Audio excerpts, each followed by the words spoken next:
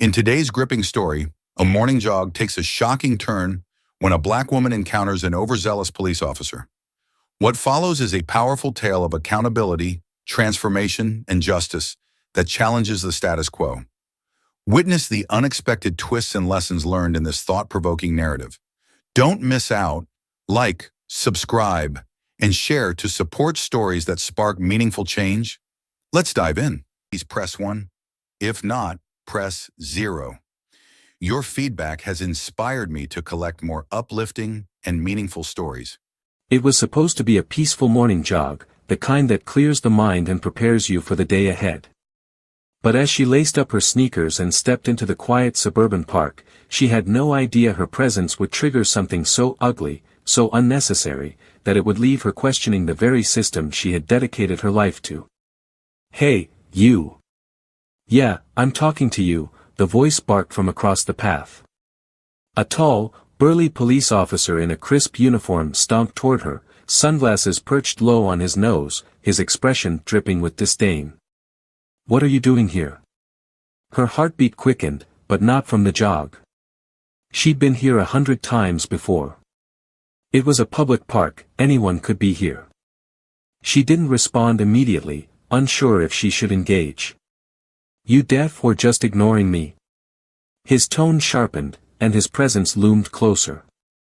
People around them stopped, eyes darting between the officer and the woman standing her ground.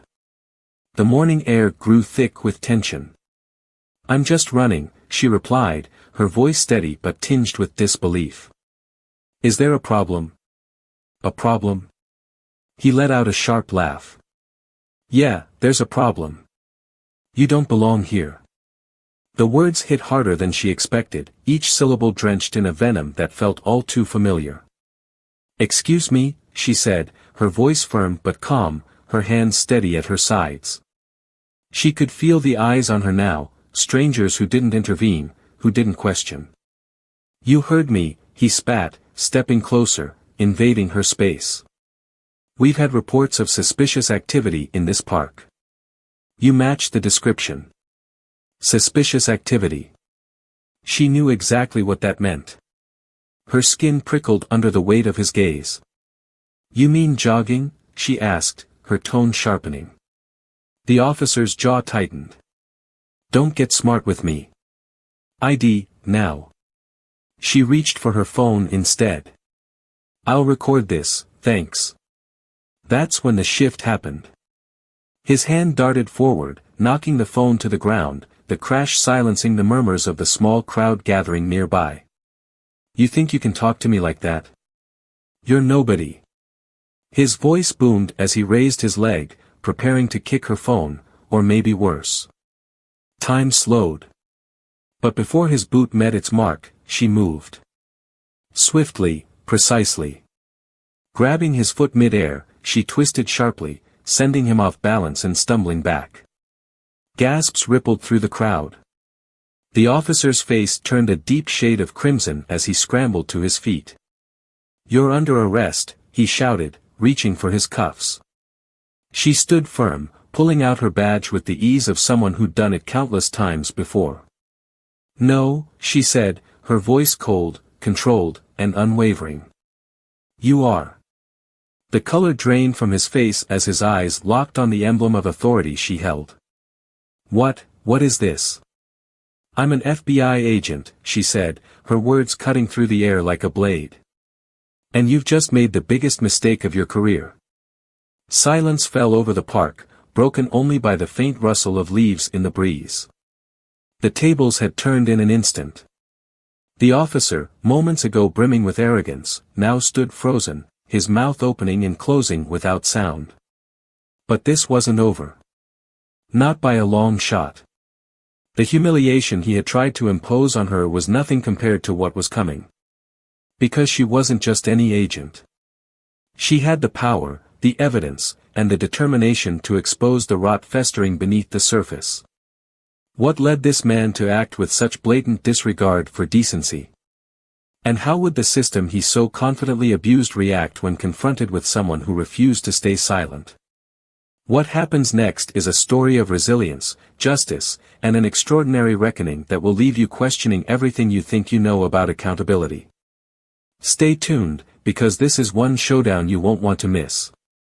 At Plough of Twist, we stand firmly against all forms of racism, discrimination, and prejudice. To every black viewer watching this, know that your voice matters, your experiences matter, and you are deeply valued. This channel is a safe space where stories seek justice, celebrate resilience, and inspire change. Now, let's dive into a powerful and gripping story that reminds us of the strength in standing up for what's right. Don't forget to subscribe to the channel and hit the like button to support these impactful narratives. Enjoy the story, and thank you for being here. The crisp morning air carried a faint scent of freshly cut grass and damp earth, the kind of atmosphere that invited solace and reflection. It was the one part of her day where she could escape the chaos of her career, the relentless pace, and the endless expectations. Special Agent Maya Carter had developed a habit of running at dawn, her way of clearing her mind before diving into the demands of her job at the FBI. She had chosen this park intentionally, a quiet suburban retreat just outside Atlanta, where the only sounds were chirping birds and the rhythmic pound of her sneakers against the trail. Maya, in her mid-30s, was a striking figure of strength and resilience.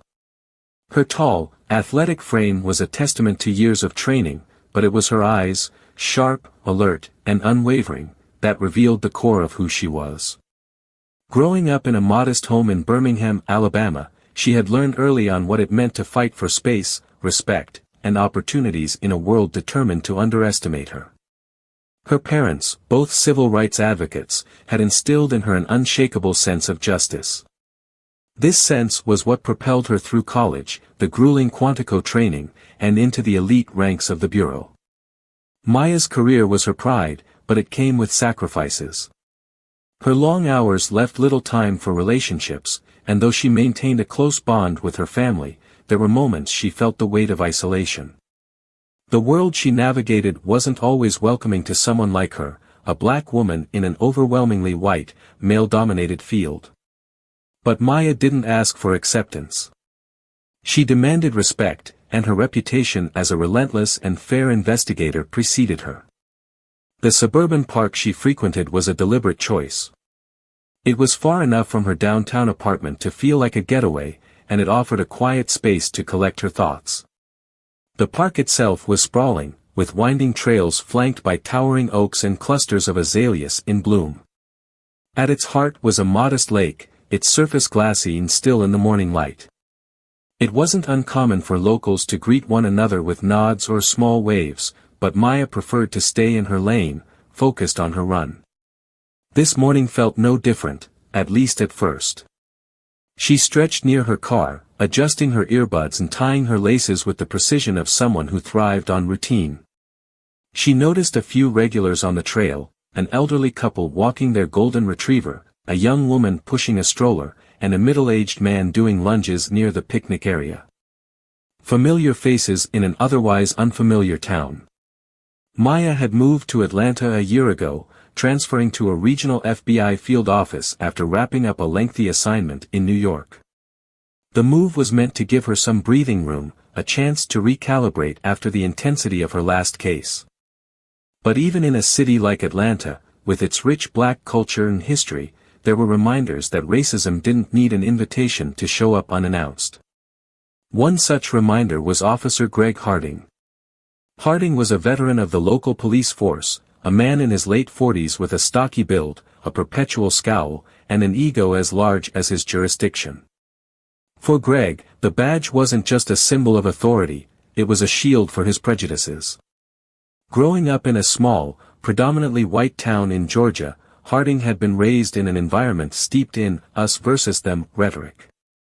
Joining the police force seemed inevitable for someone like him, and over the years, he climbed the ranks, unchecked by a system that rarely scrutinized men like him. But Greg wasn't entirely immune to consequences. Recent complaints about his behavior, racial profiling, excessive force, and condescending remarks, had put him under scrutiny. The department's higher-ups had issued warnings, but they were perfunctory at best. Greg knew how to toe the line, pushing boundaries without crossing them blatantly enough to face real repercussions. He resented the oversight, viewing it as an attack on his authority. This morning, Greg was patrolling near the park, sitting in his cruiser with a cup of coffee in a simmering irritation. His personal life was in shambles, a messy divorce and a strained relationship with his teenage son only added fuel to the fire of his discontent. He didn't like this part of town, didn't trust the types of people who frequented the park. When his radio crackled with a report of a suspicious individual matching a vague description, black female, mid-30s, athletic build, Greg perked up. He didn't need much to act on. He'd find someone who fit the bill, he always did. Maya, oblivious to Greg's presence, started her jog. The rhythmic cadence of her steps and the steady beat of her music provided a momentary escape. She followed the trail past the lake, feeling the tension in her shoulders begin to release. She didn't notice the police cruiser parked just beyond the trees, nor the way Greg's gaze locked onto her as she passed. Harding stepped out of his vehicle, adjusting his belt as he watched her. His boots crunched against the gravel path as he approached, his hand already resting on his radio. Maya felt him before she saw him, a shift in the energy around her, the kind that made her instincts sharpen. She slowed her pace, pulling out one earbud as she turned to face him. "Ma'am," he called out, his tone curt and authoritative. "Hold up a second." Maya frowned, her chest rising and falling with measured breaths. "Can I help you, officer?" she asked, her voice calm but edged with caution. Greg sized her up, his lips curling into a smirk. "We've had some reports of suspicious activity in the area. Mind telling me what you're doing here?" Her eyebrows knit together in confusion. "I'm running," she said, gesturing to her attire. "Like everyone else here." "Is that right?" he said, taking a step closer. "You got ID on you?" Maya blinked, taken aback. "ID? For jogging in a public park?" "Don't get smart with me," Greg snapped. "Just show me your ID, and we won't have a problem." The exchange drew the attention of a few bystanders, their eyes darting between the officer and the jogger. Maya felt the weight of their stares but kept her composure. "Officer, I'm not required to carry ID while running," she said firmly. "Is there a reason you're singling me out?" Greg's face hardened. He didn't like being questioned, especially not by someone like her. "Look," he said, his voice lowering but losing none of its edge, "you can cooperate, or I can make this a lot harder for you." Maya's jaw tightened. She had faced this kind of treatment before, too many times to count. But she also knew better than to escalate the situation. Still, she couldn't shake the burning sense of injustice simmering beneath her calm exterior. The stage was set, and both players stood at the precipice of a confrontation that would unravel in ways neither of them could foresee. The tension lingered in the air long after Greg Harding's sharp demands echoed through the park. Maya Carter's pulse quickened, though not from fear, she knew exactly how these encounters played out. But this time, the stakes felt different. She wasn't just a civilian being profiled, she was an FBI agent who had dedicated her career to exposing systemic injustices like the one unfolding right in front of her. Greg stood firm, his hands on his hips, his posture screaming authority. Around them, the morning joggers hesitated, unsure whether to intervene or keep their distance. The old couple with the golden retriever exchanged uneasy glances before retreating down the trail. A mother hurriedly pushed her stroller away, casting nervous looks over her shoulder. The park, once peaceful, now felt charged, like a brewing storm. "Are we going to have a problem here, or are you going to cooperate?" Greg said, his tone laced with impatience. He wasn't used to people like her challenging him, and it showed. Maya took a deep breath, keeping her voice measured. "Officer, I've told you already. I'm here for a jog, just like everyone else. I haven't done anything to warrant this kind of treatment." Greg's smirk deepened, the condescension dripping from his every word. "Listen, lady, I don't care what you think you're doing. I asked for your ID. If you're not carrying it, that's your problem. Now, either you follow my instructions, or I'll take this to the next level. Your choice. Take it to the next level. Maya's voice remained calm, but her eyes locked onto his with a quiet intensity that made him falter for just a moment. Are you threatening me? Greg's posture stiffened. Don't twist my words. I'm giving you a chance to make this easy on yourself. Don't push it. Before Maya could respond, a young man in a hoodie, jogging nearby, stopped and hesitated. Hey, is everything okay here? He asked, his voice tentative but concerned. He glanced at Maya, then at Greg, as if weighing his options. Greg turned on him instantly. This doesn't concern you. Keep moving. The man hesitated, his eyes flickering to Maya. It just looks like she's not doing anything wrong. Maybe you should, I said, keep moving. Greg barked, taking a step toward the man, who flinched and reluctantly jogged away. Maya clenched her fists at her sides, biting back the urge to escalate. She knew she couldn't let this get out of hand, not here, not now. But the humiliation, the unfairness of it all, burned in her chest. You're scaring people, she said, her voice low but firm. Do you even realize what you're doing? Greg sneered, leaning in slightly. What I'm doing, he said, his voice dripping with mockery, is my job. Something you wouldn't understand. Maya narrowed her eyes, her calm exterior cracking just enough to let a flash of her true feelings show. I understand a lot more than you think. The air between them felt electric, charged with the weight of all the unspoken truths Maya wasn't yet ready to reveal. Greg didn't know who he was dealing with, and for now, she let him wallow in his ignorance. But that patience was wearing thin, and Greg's next move would determine just how far this encounter would go. Turn around, Greg ordered, pulling out his radio. I'm detaining you for further questioning. Detaining me? Maya repeated, her voice rising slightly. She couldn't help the incredulous laugh that followed. For what? Running? You're being uncooperative, Greg said, his face reddening. That's reason enough. No, it's not, Maya shot back, her tone sharper now. And you know it. You're making this up as you go because you think you can get away with it. Greg's jaw tightened, and for a moment, the mask slipped. Beneath the bravado was frustration, and perhaps even a sliver of doubt. But his pride wouldn't let him back down. I don't have to explain myself to you, he snapped. Turn around and put your hands where I can see them. Maya's breath came faster now, her mind racing. She could feel the eyes of the onlookers, their silent judgment, their hesitation to step in. This was exactly the kind of situation she had worked to dismantle in her career, a power play rooted in bias and intimidation. But here, in this moment, she wasn't an agent. She was just another black woman being targeted. You really want to do this? She asked, her voice cutting through the tension like a blade. Because I promise you, you're making a mistake you won't recover from. Greg scoffed, his confidence returning in full force. Oh, really? And what are you going to do about it? Maya's hand instinctively went to the pocket of her running jacket, but she stopped herself. Not yet. Not here. She needed to let this play out just a little longer, to let Greg dig himself deeper. The onlookers, emboldened by the exchange, began murmuring among themselves. A woman with a smartphone out whispered to her partner, "Are you filming this?" Greg noticed the movement, his eyes narrowing.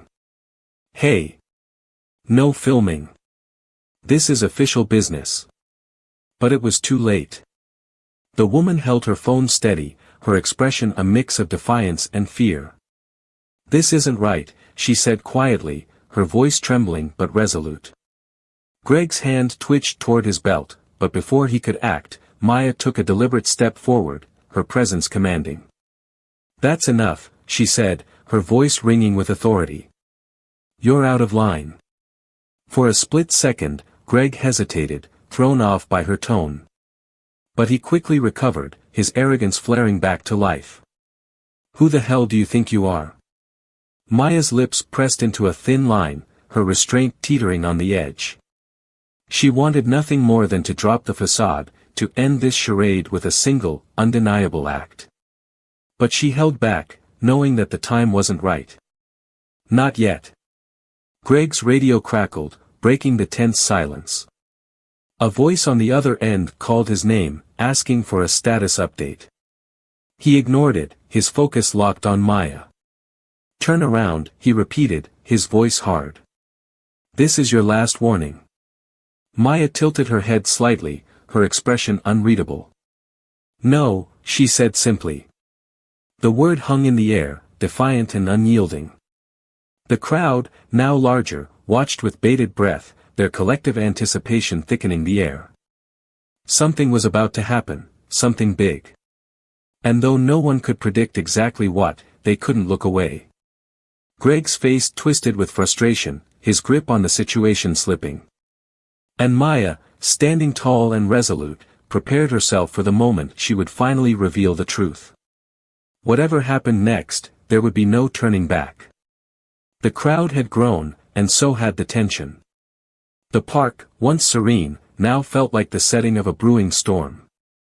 Officer Greg Harding's knuckles were white as he gripped the handle of his belt, his jaw set in determination. Across from him, Special Agent Maya Carter stood unwavering, her calm demeanor masking a simmering fury beneath the surface. She could feel the weight of every eye on them, the collective anticipation of what was about to unfold. "Turn around." Greg barked again, his voice trembling slightly, betraying his growing unease. "I won't say it again." Maya's lips curled into a faint, knowing smile. "You've been saying that for 5 minutes, officer," she replied evenly. "You're not in control here, and you're starting to realize it." Her words hit like a slap. Greg's face turned red, and he stepped closer, his boots crunching against the gravel. "I said turn around," he shouted, his voice louder now, desperation creeping in. "I'd think very carefully about your next move," Maya said, her tone sharper this time, cutting through his bluster like a knife. Her voice wasn't loud, but it carried a weight that silenced the murmurs of the crowd. Even the woman holding her phone lowered it slightly, caught in the gravity of the moment. "What the hell is that supposed to mean?" Greg snapped, trying to reclaim the authority he felt slipping away. He reached for the cuffs on his belt, his hand trembling ever so slightly. Maya's eyes locked onto his. For the first time, there was no mask, no restraint. There was only unflinching resolve. "It means you're making the biggest mistake of your life," she said. Then, slowly, she reached into her jacket pocket, every movement deliberate. The crowd gasped, and Greg's hand shot to his holster. "Don't you dare," he barked, his voice cracking. Maya froze, holding her hands up, showing she was unarmed. "Relax, Officer Harding," she said. "I'm just reaching for my badge." Greg blinked, his mind scrambling to process her words. "Your badge," he repeated, confusion breaking through his anger. Maya pulled out her FBI badge and held it up for everyone to see. The polished gold glinted in the sunlight, the letters clear and unmistakable. The murmurs of the crowd erupted into full-blown whispers and gasps. Greg's face drained of color.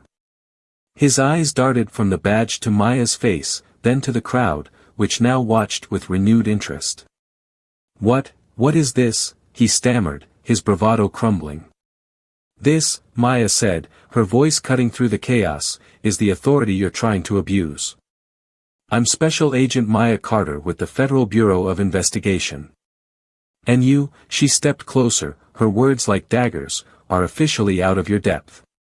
Greg took a stumbling step back, his mind racing. He looked at the badge again, as though hoping it was a trick. "FBI?" he repeated, his voice barely above a whisper. "That's right," Maya said, her voice steady and commanding. "And I've been watching officers like you my entire career. Men who think the badge gives them the right to intimidate, to discriminate, to act like they're untouchable. She took another step forward, forcing him to meet her gaze. But here's the thing, Officer Harding. You're not untouchable. You're accountable. And now, you're going to answer for what you've done. The weight of her words settled over Greg like a lead blanket. He opened his mouth to speak, but no sound came out. The crowd, once a silent audience, now buzzed with disbelief and outrage. The woman with the phone began recording again, capturing every detail of Greg's unraveling. You think you can just pull this? Greg finally spat, his voice trembling. You think you're going to ruin my career over this? Maya raised an eyebrow. You're ruining your own career, officer. I'm just here to make sure it's documented. She turned slightly, addressing the crowd. And it seems like plenty of witnesses are willing to help. Greg's head snapped toward the onlookers, who immediately avoided his gaze. He felt cornered, exposed, his authority slipping through his fingers like sand. You don't know who you're messing with, he said, his voice lower now, desperate. Oh, I know exactly who I'm dealing with, Maya said, her tone icy. I've seen your kind before. And I know how this ends. Greg's radio crackled to life again, the dispatcher's voice cutting through the tension. Unit 47, report your status. Greg didn't answer. His hand hovered over the radio, but he couldn't bring himself to respond. Maya took a step back, crossing her arms as she watched him struggle to regain control. What's it going to be, officer? She asked. Are you going to keep digging this hole, or are you ready to face the consequences? Greg's eyes darted to the crowd, then back to Maya. He was out of moves, and he knew it. But he couldn't bring himself to surrender, not here, not like this. You're bluffing, he said weakly, though the words carried no conviction. Maya smiled, but it was cold, devoid of any humor. Am I? She said, pulling out her phone. She tapped a few buttons and turned the screen toward him. It displayed a live call, her supervisor at the FBI. The name and number were clear. Go ahead, she said. Make your move. Greg stared at the phone, his face a mask of defeat. The crowd watched in stunned silence as the realization dawned on him, he had lost. The badge, the uniform, the authority he had wielded so recklessly, it meant nothing now. The crowd erupted into murmurs again, some shouting words of support for Maya, others condemning Greg outright. He stumbled back, his hand falling limply to his side. Maya stepped closer, her voice low enough for only him to hear. This isn't over, Harding, she said. Not by a long shot. You've got a lot to answer for. And trust me, I'll make sure you do. Greg didn't respond. He couldn't. The man who had started this encounter so full of arrogance and power now stood broken, a shadow of the figure he had tried to project. Maya turned to the crowd, lifting her badge once more. Thank you all for your support, she said firmly. If any of you recorded what happened here, please hold on to it. We'll need it. The woman with the phone nodded eagerly, her face lit with determination. You've got it, Agent. Maya nodded, a flicker of gratitude breaking through her stern exterior. But she didn't linger. There was still work to be done, and she wouldn't rest until justice was served. As she walked away, the crowd parted, their eyes following her in awe. Behind her, Greg Harding stood alone, his world crashing down around him. And this was just the beginning. Greg Harding stood frozen, his badge suddenly feeling heavier than it ever had before. Around him, the murmurs of the crowd intensified, their collective judgment forming an invisible wall of condemnation. He wasn't used to this. He was the one who gave orders, the one who dictated the narrative. But now, everything had flipped. He was no longer in control, and the realization left him paralyzed. Maya Carter, calm but resolute, began to walk away. She knew the next steps. This wasn't just about one bad officer, it was about a system that allowed men like him to thrive. But as she moved, Greg found his voice again, though it came out rough, desperate. Wait, he called after her, his tone laced with equal parts anger and fear. You don't get to just walk away from this. Maya stopped mid-step and turned slowly, her expression unreadable. The crowd hushed, sensing that the confrontation wasn't over yet. Excuse me, she said, her voice carrying a dangerous calm. What exactly do you think I'm walking away from? Greg's hands twitched at his sides, his jaw clenching as he searched for something, anything, to say that would put him back in control. You think you can ruin me? You think this little show is going to? This isn't a show, Maya interrupted, her voice cutting through his like a blade. She stepped closer, closing the distance between them once again. This is accountability, Harding. Something you've clearly never had to face. Greg flinched at her words, but his pride wouldn't let him back down. You don't know me, he spat, his voice trembling. You don't know what I've been through. Maya's eyebrows lifted slightly, and for a moment, there was a flicker of something in her eyes, pity, maybe, or curiosity. But it vanished as quickly as it appeared. You're right, she said. I don't know you. But I know men like you. Men who think the badge gives them the right to decide who belongs and who doesn't. Men who use their authority to intimidate, to oppress, to humiliate. And I've spent my entire career making sure they face the consequences of their actions.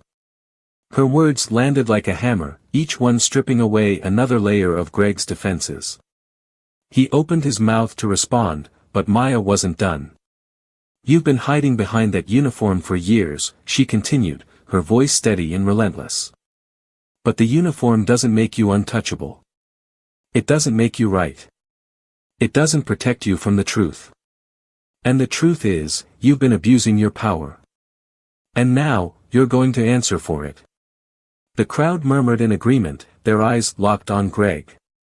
He looked around, his face pale, his bravado slipping further with every second. He was trapped, and he knew it. Why are you doing this? He asked finally, his voice quieter now, almost pleading. What do you want from me? Maya tilted her head slightly, studying him. For the first time, she allowed a small, bitter smile to cross her lips. What do I want? She repeated. I want justice. I want you to understand what it feels like to be powerless, to have someone strip away your dignity for no reason other than the color of your skin. Greg's eyes widened, the words hitting him like a punch to the gut. He opened his mouth to argue, to defend himself, but the weight of her gaze silenced him. This isn't just about you, Harding, Maya continued, her voice softer now, but no less powerful. This is about every person you've ever made feel small. Every person you've ever targeted because they didn't fit into your narrow idea of who belongs. This is about making sure you never do it again. Greg looked away, his chest rising and falling with shallow breaths. The crowd watched in silence, their faces a mix of anger, awe, and something close to satisfaction. The mighty had fallen, and they were witnessing it firsthand. Maya took a step back, letting her words hang in the air. She didn't need to say anything else. The damage was done, and Greg knew it. But just as she turned to leave again, he spoke, his voice barely above a whisper. I didn't mean for it to go this far. Maya paused, her back still to him. Slowly, she turned her head, her expression unreadable. What did you mean, then? She asked, her voice sharp but not unkind. Greg hesitated, his hands clenching and unclenching at his sides. I don't know, he admitted, his voice breaking. I don't know anymore. For a moment, there was silence. Maya studied him, her sharp eyes searching his face for any sign of sincerity. She found it, not much, but enough to give her pause.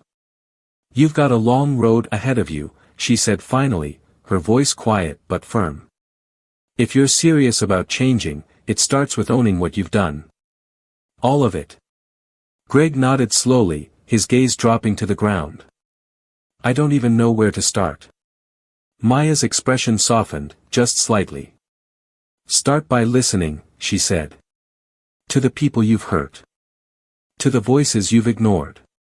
And then, do better. She turned and began to walk away again, this time without hesitation. The crowd parted for her, their murmurs subdued now, respectful. Greg stood alone, his head bowed, the weight of his actions finally settling on his shoulders. As Maya left the park, she felt a strange mix of emotions, satisfaction, yes, but also a deep weariness. This was just one battle in a much larger war, and she knew it. But for now, it was enough. Justice had been served, and the fight would continue. The park slowly returned to its usual rhythm. Joggers resumed their runs, parents called to their children, and the faint chatter of a community waking up filled the air. But for those who had witnessed the confrontation between Officer Greg Harding and Special Agent Maya Carter, the normalcy felt like a thin veneer. The weight of what they had seen lingered, stirring emotions and questions they couldn't yet articulate. For Greg, the silence was unbearable. He stood by his patrol car, his back turned to the dispersing crowd, the radio on his shoulder crackling with unanswered calls. His mind replayed every second of the encounter, the words Maya had thrown at him cutting deeper now that the adrenaline had worn off. Each accusation echoed in his head, louder than the last. You've been hiding behind that uniform for years. This is about every person you've ever made feel small. Start by listening. Greg clenched his jaw, his hands gripping the edge of the car door. He had thought himself untouchable, a man who controlled his world with authority and intimidation. But now, he felt exposed, vulnerable in a way he hadn't experienced before. The badge that once empowered him now felt like a mark of shame. Across town, Maya sat in the quiet of her office at the FBI field office. The blinds were half drawn, and the late morning sunlight streamed in, casting long shadows on her desk. The events of the morning had unfolded exactly as she anticipated, but the emotional toll surprised her. She had faced plenty of men like Greg Harding, some worse, some savvier, but this encounter felt different. She reached for her phone and began scrolling through the videos that had already surfaced online. The confrontation was trending on social media, the hashtags #AccountabilityNow and #JusticeForAll flooding her feed. Clips of her holding up her badge, her sharp rebuke of Greg, and his defeated expression were being dissected by commentators, activists, and everyday people alike. The comments were a mix of praise and vitriol. For every message thanking her for standing up to abuse of power, there was another accusing her of going too far, of humiliating a man who was just doing his job. A knock at her door broke her focus. Maya looked up to see her supervisor, Special Agent in Charge James Porter, standing in the doorway. Porter was in his late 50s, his gray hair a stark contrast to his sharp black suit. He was a mentor to Maya, one of the few people in the bureau she truly trusted. "You've been busy," Porter said, stepping inside and closing the door behind him. Maya set her phone down and leaned back in her chair. "You could say that." Porter folded his arms, studying her. "It's all over the news. They're calling you a hero." Maya raised an eyebrow. "Not everyone." Porter sighed, taking a seat across from her. "You knew this would stir up controversy." "I did," Maya admitted. "But it wasn't about creating a spectacle. That officer needed to be held accountable, and I wasn't about to let him walk away without facing the consequences." Porter nodded slowly. "I agree. But you also need to think about what comes next. This isn't just about Greg Harding anymore. It's about the system that allowed him to behave that way in the first place. And now, the spotlight's on you." Maya tilted her head, her eyes narrowing slightly. "You think I overstepped?" "No," Porter said firmly. "But others will. The department's already received calls from city officials, the police union, even a couple of senators. They're questioning our involvement." Maya let out a bitter laugh. "Of course they are. They're not questioning Greg's actions, just mine." Porter leaned forward, his expression serious. "You've rattled the cage, Maya. And that's a good thing. But it also means you need to be prepared for the fallout. Maya met his gaze, her resolve hardening. I've been prepared for this my whole career. Porter smiled faintly, a glimmer of pride in his eyes. I know. Just remember, this isn't a sprint. It's a marathon. Meanwhile, Greg sat alone in the locker room of the precinct, the fluorescent lights casting an unforgiving glare on the dull gray walls. His uniform was crumpled on the bench beside him, and for the first time in years, he felt exposed without it. The precinct buzzed with whispers and sideways glances. He knew what they were saying. They had seen the videos too, watched him be brought down in front of a crowd. Some were likely reveling in his downfall, while others were scrambling to distance themselves from him. Greg stared at his reflection in the cracked mirror above the sink. The man looking back at him seemed unfamiliar, tired, defeated, unsure of himself. He had spent years building an identity around authority and control, but now it felt like a hollow shell. His thoughts were interrupted by the sound of the door opening. Detective Maria Alvarez, one of the few colleagues he respected, stepped inside. She was sharp, no nonsense, and one of the best detectives on the force. Greg, she said, her voice neutral but firm. Chief wants to see you. Greg nodded silently, grabbing his uniform jacket but not putting it on. As they walked toward the chief's office, the murmurs grew louder. He could feel the weight of their stares, their judgment.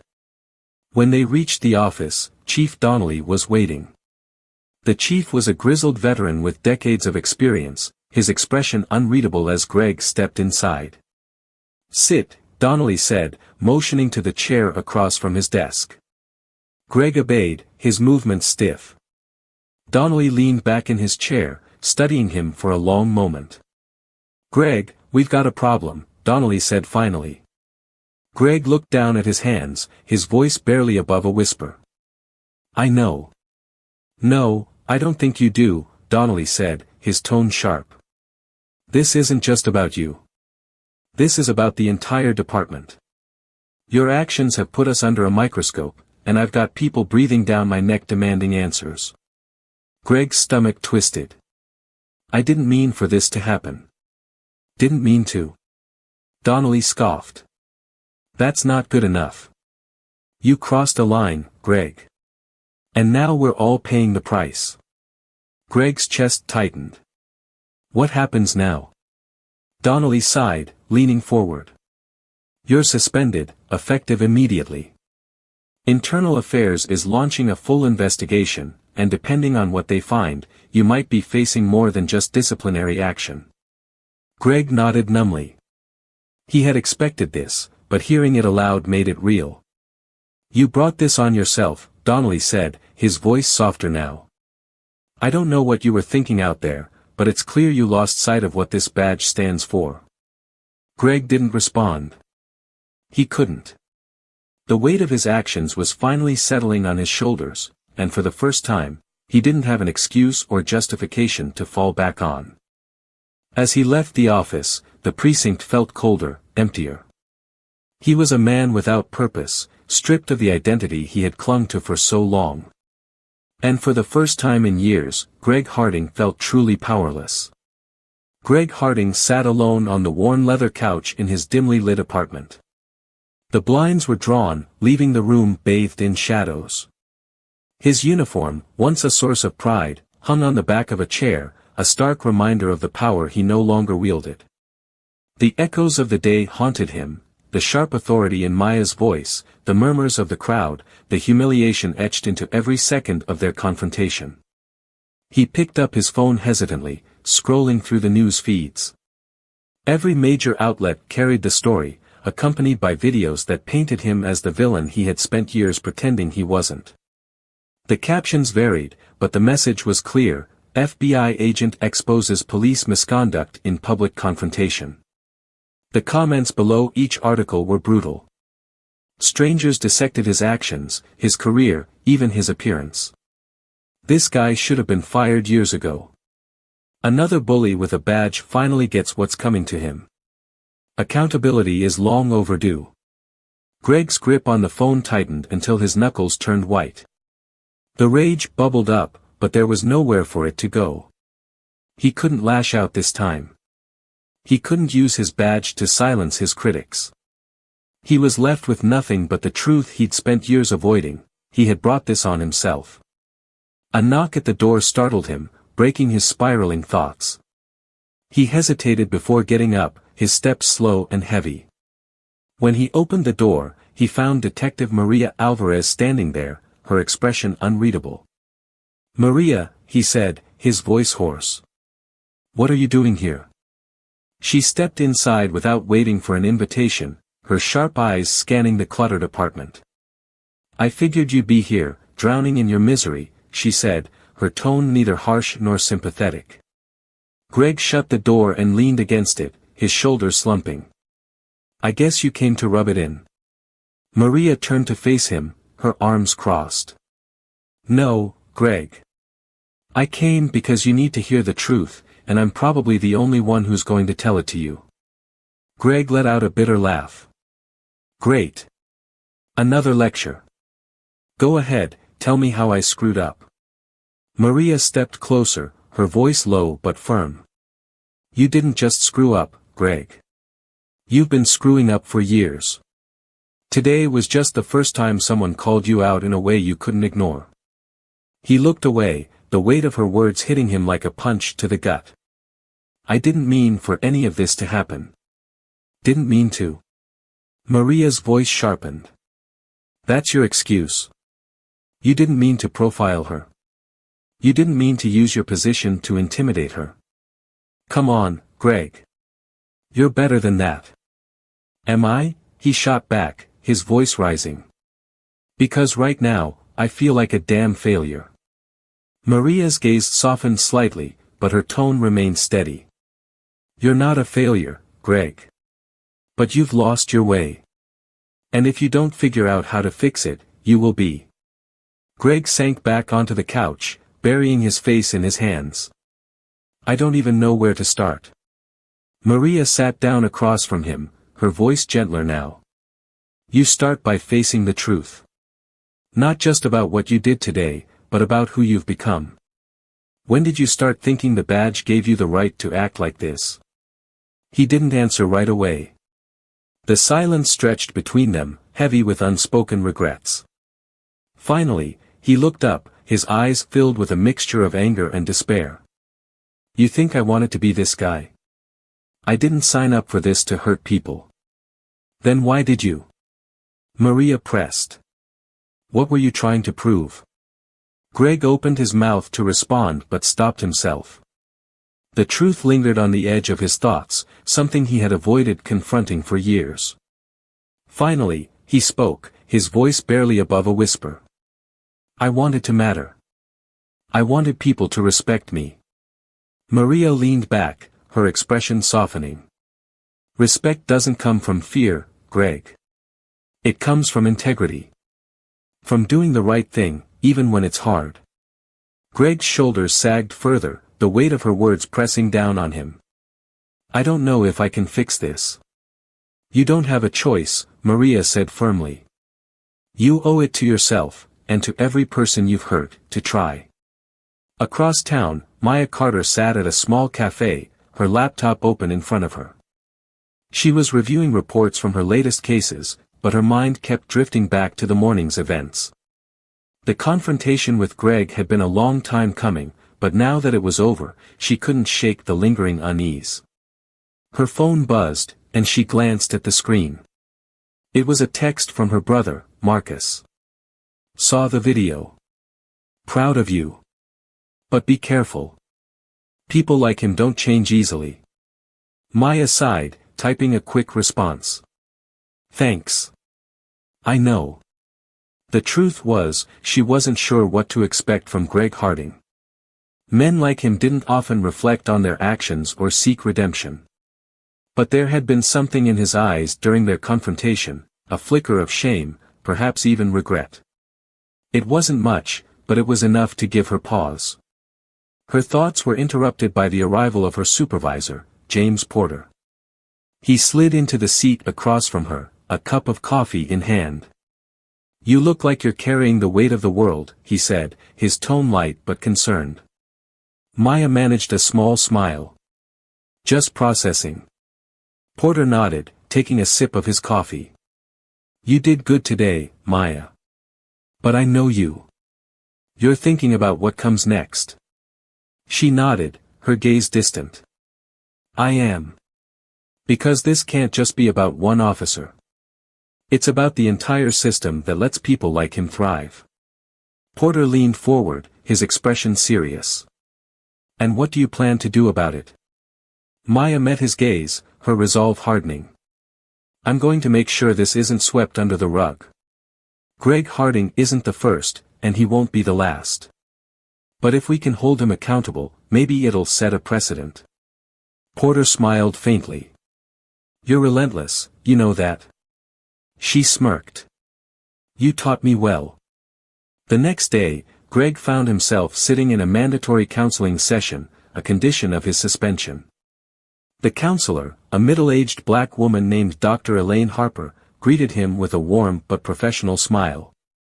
"Mr. Harding," she said, motioning for him to sit. "I understand you've had a difficult few days." Greg sat down reluctantly, his arms crossed. "You could say that." Dr. Harper studied him for a moment before speaking. "Why don't you start by telling me what happened?" He hesitated, his defenses rising instinctively. "You've seen the news. You know what happened." "I know what the news says," Dr. Harper replied calmly. "I want to know what you think happened." Greg frowned, his gaze dropping to the floor. I lost control. I let my anger get the better of me." "And why do you think that is?" she asked, her tone gentle but probing. Greg struggled to find the words. "I don't know. Maybe I've been angry for a long time." Dr. Harper leaned forward slightly. "Angry at what?" He paused, his jaw tightening. "At the world. At the way everything feels stacked against me." Dr. Harper's expression remained neutral, but her eyes were sharp. "And you think that justifies taking it out on others?" "No," Greg said quickly, his voice filled with regret. "No, it doesn't. I know that." "Then why do you keep doing it?" she pressed. Greg looked up, his eyes meeting hers. For the first time, the walls he had built around himself began to crack. "Because I didn't know how else to deal with it." Dr. Harper nodded slowly. "That's a start. Admitting there's a problem is the first step. But now, you need to figure out how to change." Greg's voice wavered. "I don't know if I can." Dr. Harper's gaze softened. "You can. But it's going to take time, and a lot of hard work." Greg nodded, the weight of her words settling over him. For the first time in years, he felt a glimmer of hope, however faint. Maybe, just maybe, there was a way forward. The courtroom was silent, the kind of silence that weighs heavy, filled with the unspoken tension of justice waiting to unfold. Greg Harding sat at the defense table, his posture stiff, his face pale. This was the final step in a process that had unraveled his life and forced him to confront his failures. The trial had been grueling, weeks of testimony, character witnesses, and damning evidence brought forth by Maya Carter and her team. Now, all that remained was the verdict. Across the room, Maya sat with her colleagues, her expression composed but alert. She had worked tirelessly to ensure this case was airtight. This wasn't just about Greg, it was about holding a system accountable, about setting a precedent that no badge placed anyone above the law. "All rise," the bailiff's voice rang out as the judge entered. Everyone stood, the tension in the room palpable. Greg's heart pounded as he clenched his fists under the table, bracing for what was to come. The judge took her seat, her eyes scanning the courtroom. After careful deliberation, the jury has reached a unanimous decision. Greg held his breath. He felt the weight of every eye in the room on him, and for the first time, he didn't care. He just wanted it to be over. On the charge of misconduct under color of law, the judge said, her voice steady, the defendant is found guilty. A collective exhale rippled through the room. Maya closed her eyes for a moment, allowing herself a brief sense of relief. Justice had been served. Greg slumped in his chair, the reality of his actions crashing down on him in full force. The judge continued. Officer Harding, your abuse of power has caused harm not only to the individuals you targeted but to the trust the public places in law enforcement. You are hereby sentenced to 2 years of community service and mandatory rehabilitation training, with a permanent revocation of your law enforcement credentials. The sentence wasn't harsh compared to what others might have wanted, but Maya knew it was significant. It meant Greg Harding would never again hold a position of authority over others. It was accountability in action, a step toward dismantling the unchecked power that allowed abuse to thrive. As the courtroom emptied, Greg lingered, his mind racing. Maria Alvarez approached him, her expression neutral. It's over, she said simply. Greg nodded slowly. Not for me, he murmured. This is just the beginning. Maria studied him for a moment before speaking. Then make it count. You've been given a second chance, not everyone gets that. Greg didn't respond, but her words lingered as he left the courtroom. Months later, Greg found himself standing in a community center, surrounded by the very people he had once ignored or mistreated. As part of his sentence, he was required to speak at local forums about the dangers of bias in law enforcement. Each session was painful, forcing him to confront the harm he had caused, but it was also transformative. He began to listen, truly listen, to the stories of those he had wronged. For the first time, he saw them not as threats, but as individuals, each with a life as complex and valuable as his own. One day, after a particularly emotional session, an older man approached him. You can't undo the past, the man said, his voice kind but firm. But you can make sure your future counts for something. Don't waste it. Greg nodded, his throat tight. He was far from redemption, but he was beginning to understand what it looked like. For Maya, the victory in Greg's case was just the beginning. The visibility of the trial had sparked conversations across the nation, leading to new policies and mandatory training in law enforcement agencies. Her work became more demanding than ever, but it also felt more meaningful. One evening, as she prepared to leave her office, she received a message from her brother Marcus. It was a short video of a protest outside City Hall, with hundreds of people chanting for justice and reform. The caption read, "Because of you." Maya smiled faintly, the weight of the day lifting slightly. She knew the fight wasn't over, but moments like this reminded her why she kept going. Her resilience wasn't just for herself, it was for everyone who needed someone to stand up for them. Years later, Greg and Maya crossed paths again, this time at a public panel on police reform. Greg had become an advocate, using his story as a cautionary tale to push for accountability and systemic change. Maya was there as a guest speaker, her reputation as a relentless fighter for justice preceding her. Their eyes met across the room, and for a brief moment, there was an unspoken understanding.